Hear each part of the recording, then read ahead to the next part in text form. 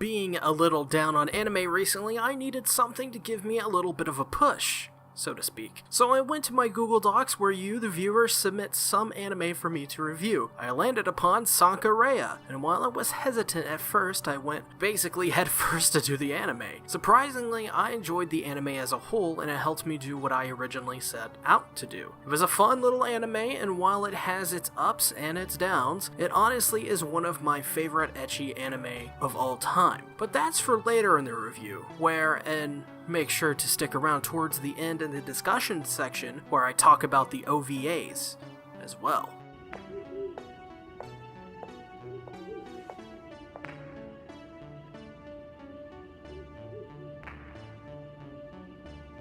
Sankarea is about a cat named Baabu that, after being hit by a car one day, is brought back to life by his owner, Rea Sanka. Rea Sanka, through anime trickery, manages to bring Baabu back to life, but the side effect of the potion that she made turns him into a cute anime boy. Rea Sanka eventually falls in love with Baabu, the cat boy, but her father has objections, and one day during a rainy night, Baabu decides to tragically end his own life by jumping down a well. Little does Baabu know, but Rea Sanka actually witnessed his death and swiftly follows suit and jumps from a cliff, ending her own life. Sankarea tells the tragic story of a girl that fell in love with her own cat, but sadly, love is too much for some to handle. Just kidding, that was a fake synopsis I made because I thought it was funny. Sankarea actually follows Chihiro, a boy obsessed with the living dead, and after his cat dies, he decides to make a potion to bring him back to life. But when he meets the mysterious girl Rea Sanka, she joins him in wanting to bring his cat Baabu back to life. But after Rea Sanka takes a potion meant for Baabu, Rea Sanka falls from a cliff and dies. But upon her death, she is immediately reanimated into the living dead. Rea Sanka is now a zombie, and Chihiro must do all in his power to keep her safe. My name is Chihiro Furuya. I'm a lowly freshman at Shio Prefectural High School. Sankarea is an anime that aired in April of 2002 and finished in June of the same year. It is made by Studio Dean, who are known for such anime like Konosuba, which I have a review for up on my channel, the Fate series, Sakura Trick, and DNA Squared, which I also reviewed. Sankarea is also one of those anime with many directors, which could be a reason for some of these episodes being the quality they are, but it's still pretty well directed, and the people attached have done other well-received anime series as well. But last but not least, Sankarea is based off the manga of the same name by Mitsuru Hatori and spans 11 volumes with 59 chapters. You are one twisted perv, man. You want to get it on with the zombie chick? I don't remember saying anything about getting it on. Sankarea's story is very hit or miss sometimes, but for the most part it is very consistent with its overall presentation and pacing. I found that the first 6 episodes were very consistently paced overall and probably are the best episodes and capture a lot of people's imaginations. While episodes 7 through 13 are pretty solid, they do have either a lot of plot holes or are just really plagued by so-so writing. And let's talk about a plot hole that really represents a mistake that should never happen. Spoiler free, of course, I'll be using some vagaries, but there is a character that is strong enough to break free of almost anything, including steel chains. But when captured and put in chains, this character doesn't act upon their strength until it's convenient to do so. It's a glaring little plot hole, and along with other moments in the second half of the series, it really adds up and puts a damper on the whole experience the anime sets up. It's unnecessary, and with a little bit of writing, it could have been so much better. So let's talk about another one. No one cares that Baabu and Rea Sanka are zombies. Honestly, how do you not care that they're freaking zombies? No character freaks out at this revelation at all, either. Literally none. There is only one moment anyone is freaked out by this, and it's pretty much for different reasons. And it's also one of the more bad scenes in this show, in my opinion. Rea Sanka basically attacks Ranko and rips her shirt off and starts, well, licking her boobs. Now I'm all for girl-on-girl action, but this to me was completely out of left field and felt a little unnecessary. But here's the thing, even Ranko doesn't really freak out at her zombified state. Really, it just makes no sense. But let's move on to what I enjoyed about Sankarea, and that was the overall approach to the storytelling. I felt that this show was all the more unique because they put a twist on the old zombie trope that has been ran over time and time again. How many anime out there really try to tell a story about a zombie girl trying to be like a normal girl? Sure, some of it's kinda hokey and really arbitrary a lot of the times, but it's a cool story to tell, and at least something interesting and new is being done here. The story isn't hard to understand either. It's very simple and has a very cartoonish feel without going way over the top into the ecchi tropes, which oddly enough rarely happens after the first 6 episodes. Sure, we still get random boobs, which I do support, of course, bad camera angles, and just random acts of PDA, but it's still fun. It doesn't take away from the show too much. I think most people will connect to this series because it feels simple, unique. Actually, while I was watching this, I got this feeling that I felt like this was the perfect example of taking an art style presentation, like Bakemonogatari, which I have a review of on my channel and am about to liken this anime to, and effectively toning the dialogue and camera cuts down to be digestible to a wider audience. To me, Sankarea is really Bakemonogatari light. Slimy green stuff floating in my miso soup. Don't freak out, Grandpa. It's just cabbage.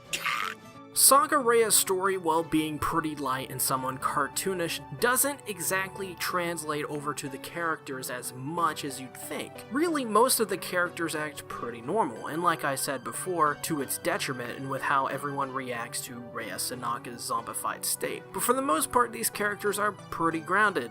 You know what I'm saying there? Chihiro is a pretty straightforward, nice guy character that acts as much more of a vehicle to the plot at times. Rea Sanka is a all things considered pretty emo girl that just wants things to be normal. Mero is Chihiro's little sister that has less emotion than a bag of rocks, and Ranko is the cousin of Chihiro that's in love with him. Well, I mean, let's go ahead and talk about that, shall we? So the character of Ranko. Well, let's just go ahead and describe the character really before I just start complaining left, right, and center. She's the 16-year-old cousin of Chihiro and serves as one of the main love interests in Sankarea to Chihiro. Overall, she's a pretty bubbly person, caring and understanding. Her writing, on the other hand, is, while pretty solid, well, I have a bone to pick with it. Why in the world is she in love with her cousin? Okay, I get it, all cousin jokes aside. It's a different culture and this kind of thing may happen more than a lot of people think, but they even joke about this as incestuous forbidden love in the OVA. To me, this completely ruins a major side story of the anime.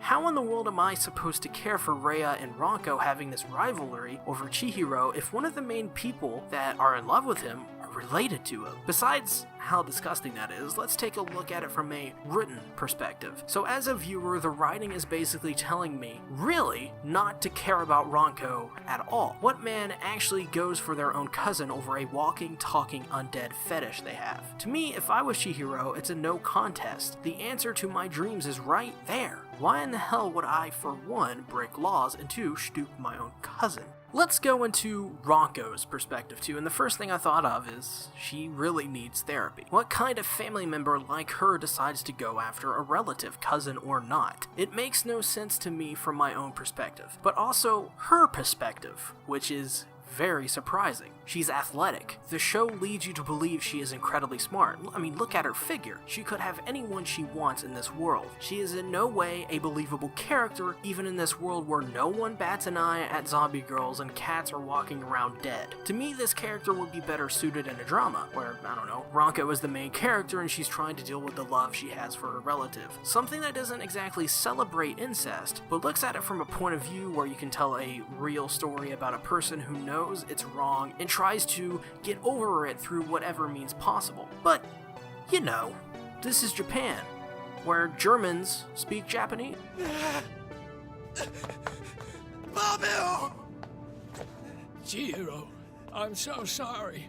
Moving over to the art, I am simply stunned. while not having insane vistas and landscapes sparkling with nature's, well. I'm still amazed by how clear, clean, and simply, just honestly, how well made the art is. It's to simply put it beautiful. And this is why I love ecchi anime that take things a step further. You see, a lot of ecchi anime focus on the girls rather than creating a visually appealing show. Because of this, most anime in the ecchi genre look more like visual novels with a budget rather than, well, anime. DxD pretty much took this concept of art design and ran with it. Sankarea does none of what DxD did and opts for the best visual presentation possible along with its story. There aren't many ecchi out there that pride themselves on good backgrounds and art designs, but this is one of them where, if I was working on the show, I'd praise my own work heavily, to be honest. Before we move on, I think the character designs are fantastic. Chihiro has a stellar design for him that fits his character, and so does Rea Sanka. Ranko, well, she's a little too perfect to be the next girl type as what she's presented in the story, but I think she was just there for fan service, to be honest.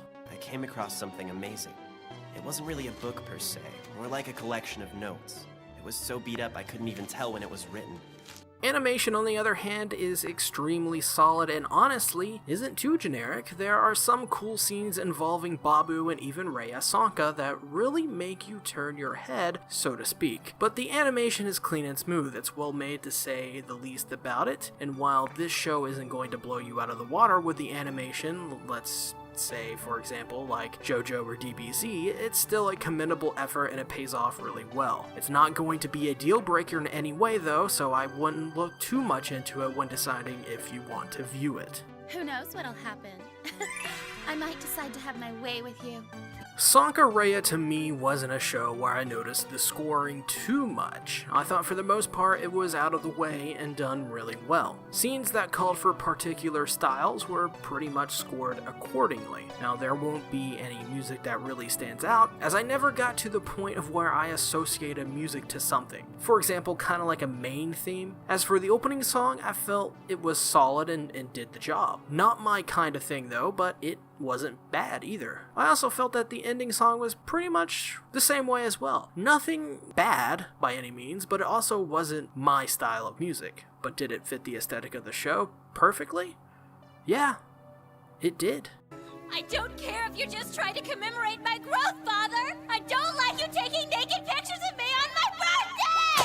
Let's first start off by saying that the English dub for this show is fantastic. Honestly, this is a really entertaining dub, and there are a few moments where I can point out a flaw. Believe me though, there are flaws, it isn't perfect. I still feel that every character is not only casted perfectly, but I also felt the scripts made sense and were very, very good. Usually I start off watching English first, then switching to Japanese if it's bad. But Sankarea has such a fantastic dub that before I realized it, I had watched 3 episodes. I mean, how can you hate this cast when you look at it as well? They have the likes of Tia Ballard, Jamie Marchi, and Monica Rial as a freaking undead cat. If you enjoy English dubs, then this one could be for you. Please, don't tell anyone what you heard. I'm begging you. I'll do anything. Nobody knows. He'd be so angry. Promise you won't tell. Sankarea was an anime I checked out in desperation to reinvigorate my love for anime in a time where I was really burnt out. Thankfully, this anime had the right blend of many things that I like to capture and hold my attention, especially for 13 episodes. It's not a perfect series though. It has its problems with that whole incest thing, a lackluster second half, and a pretty plot hole heavy episode and character arcs. But this all can for the most part be made up with its stellar animation, English dubbing, interesting and quirky story, great to solid characters, and overall quality. Sankarea is a must-watch anime for not only ecchi fans, but I also feel that it's a must-watch for the people who like to just have fun and turn their heads off every now and again. Sankarea receives an above-average score of a 3 out of 5. Are you trying to escape your troubles like I am? Oh, no. No way! You're bringing him back from the dead? That's amazing! What's going on, everybody? Welcome to the discussion section where it's basically unscripted.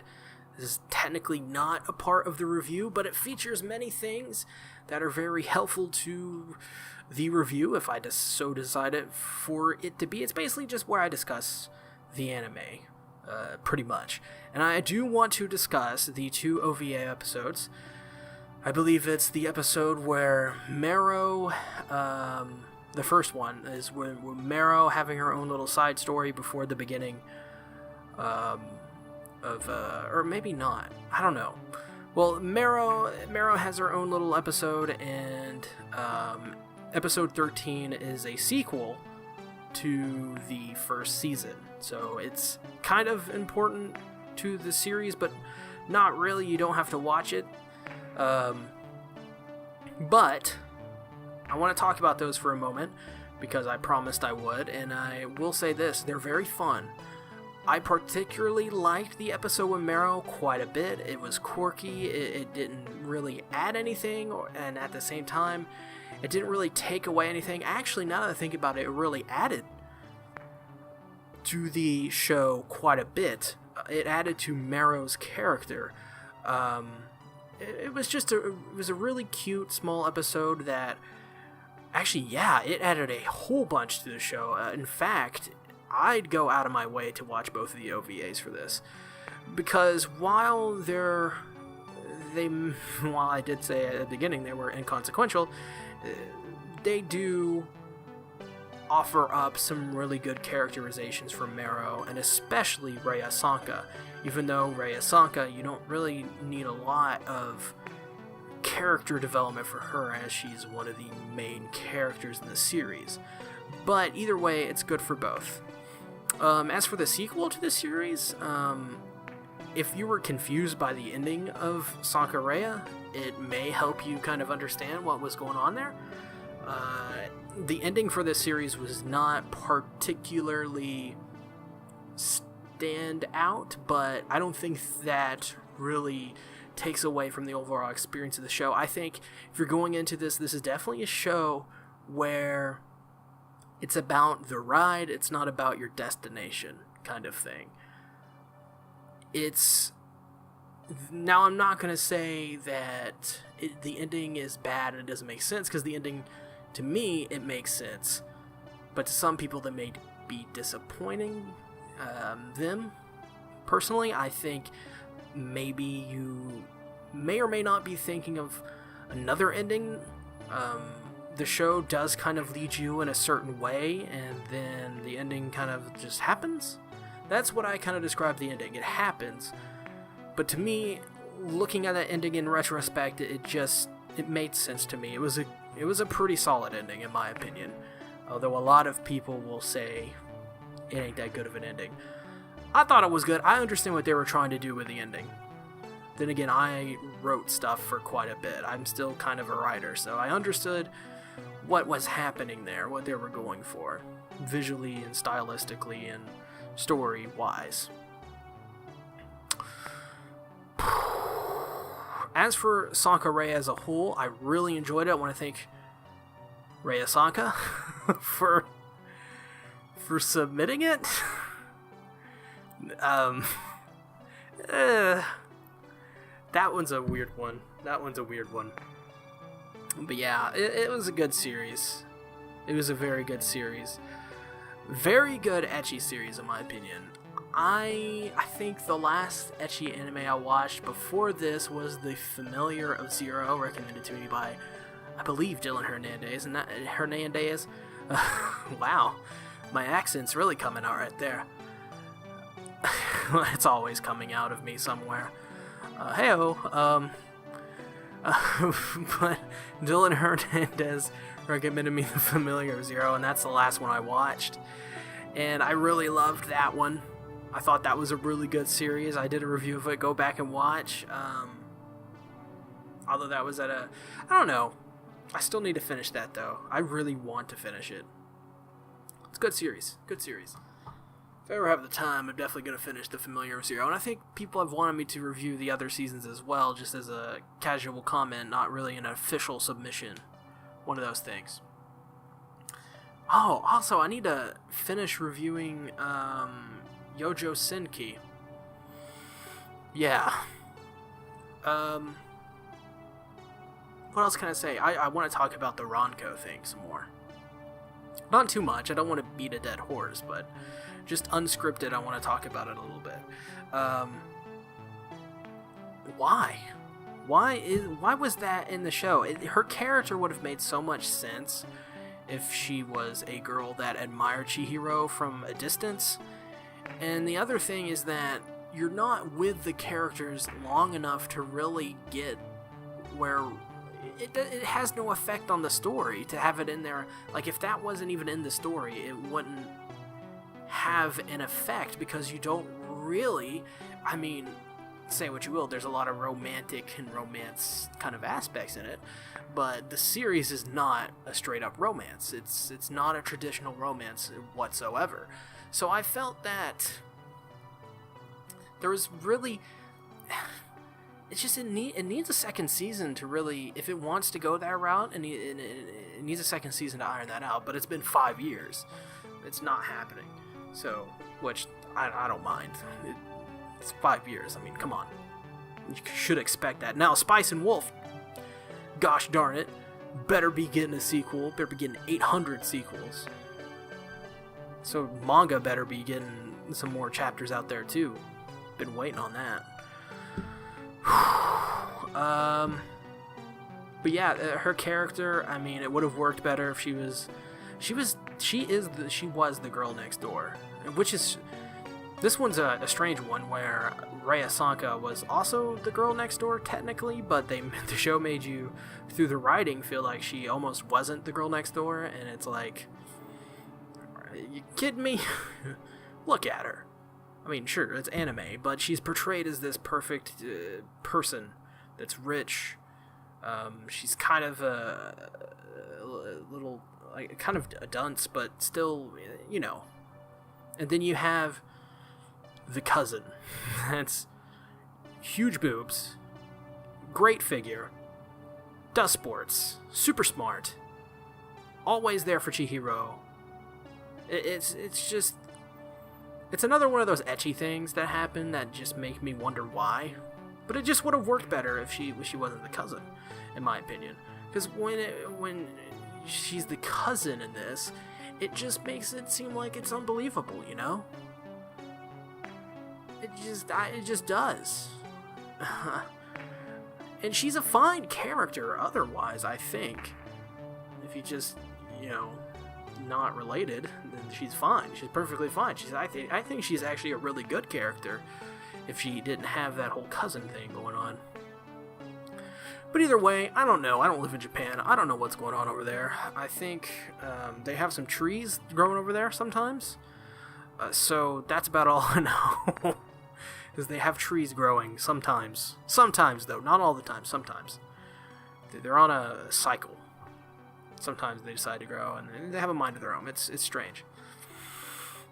Now it just made me think they're gonna make like an anime, like kind of like the Centaur anime from the season. They're gonna do a weird anime or Tree Girls. Yep.